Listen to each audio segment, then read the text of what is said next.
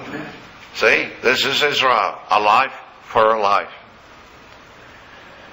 And so that's why under the law of Israel, if a man sheds the blood of another man, then he forfeits his own life. And that's where our capital punishment has come from. And there are countries that still, so-called Christian countries, that still have that same kind of system. But you see, like Australia, we cut it out years and years ago. There's no more capital punishment there. And the only reason why some people didn't like it wasn't because they didn't think the person should die. It was because what if the court made a mistake? Which has happened. Well, it's too late. Hey, he's dead. we can't bring him back. I mean, that's it, you know. So, but, you know, see that, people say, but that's God's law. God's law. I mean, if a man sheds man's blood, then by man shall his blood be shed.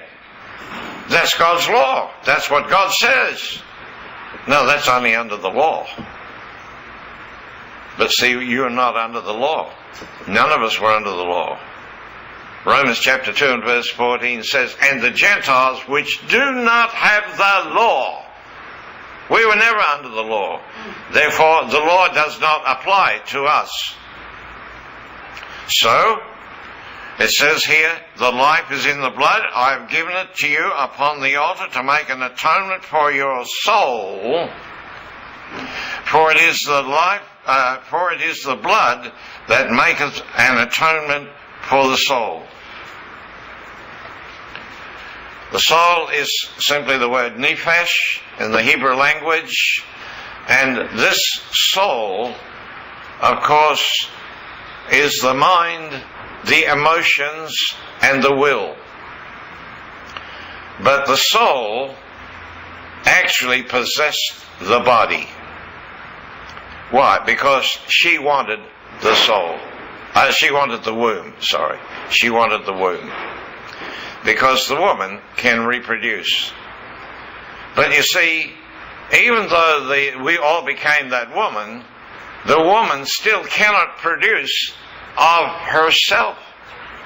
But she must find the man in order to procreate. So you see, the woman hasn't gained any advantage. She is still tied to the man if she wants to reproduce. And the man cannot produce on his own either. He must have the woman. So we have this situation where to procreate, the man and the woman are essential. But in God, of course, they've been separated. That is what we have believed. But I want to tell you today, none of you have been separated from God. You were never taken out of Adam. That is an allegory. The reason for it in God, from my perspective, and that's all I can say, from my perspective, is that God wanted us to understand how the soul would function. Because we would never have known otherwise, except by allowing her to have an independent identity. And what was the first thing she did? She went out from Adam. She went out from Adam. She had no desire to go and live with him. But she goes out on her own.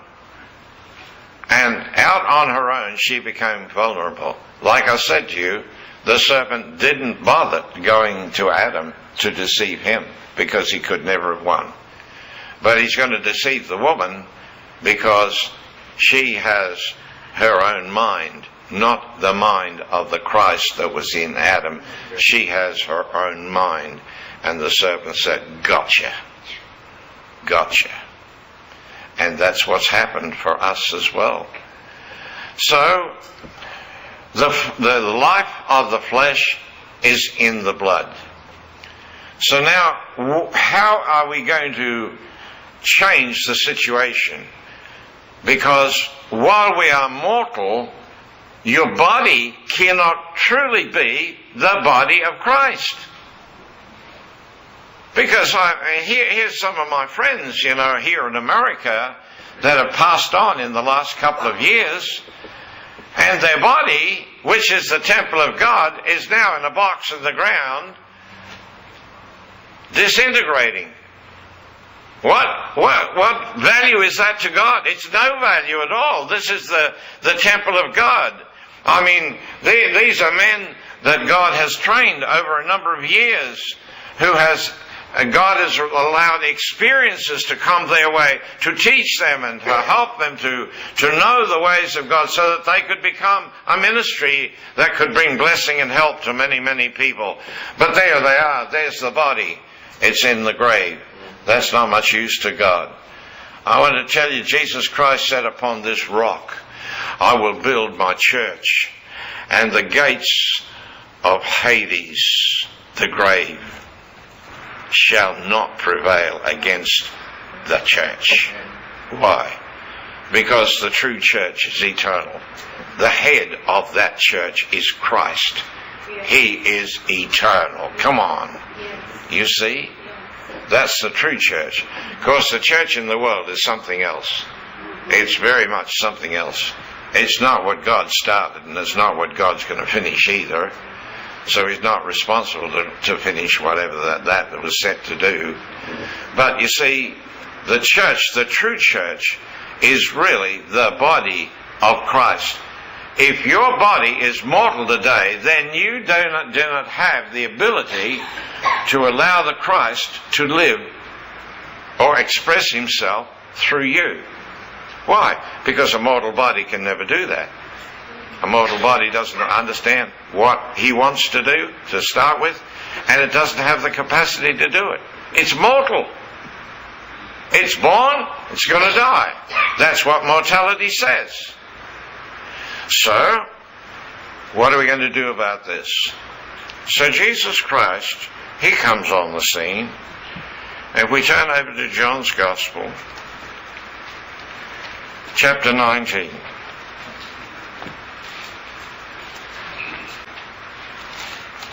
Chapter 19.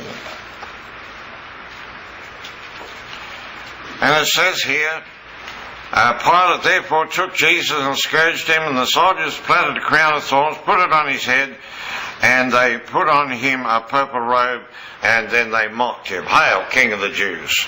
Look at this. I mean, his back is just blood. I mean, after the Roman lash had torn the meat off the bones on his back, it must have bled all over.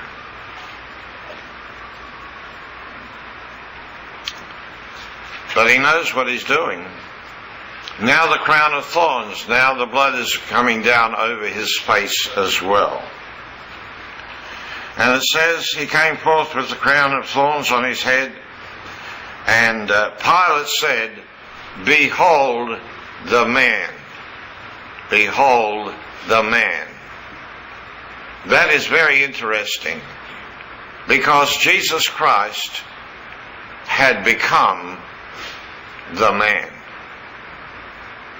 Not the Son of God, he'd become the man. Now what are we talking about? If you go back to Matthew chapter 26, we find that Jesus Christ has taken the disciples to the Garden of Gethsemane. And verse 36, it says, Then cometh Jesus to a place called Gethsemane, and said to his disciples, Sit here while I go and pray yonder. Well, they just went to sleep. They could not become involved in what he was going to do at that time. Isn't that interesting? Disciples that had walked with him for 33 and a half years, had seen every miracle, everything that he had done, heard every word that he had spoken, and yet they could not share with him what he had come to do.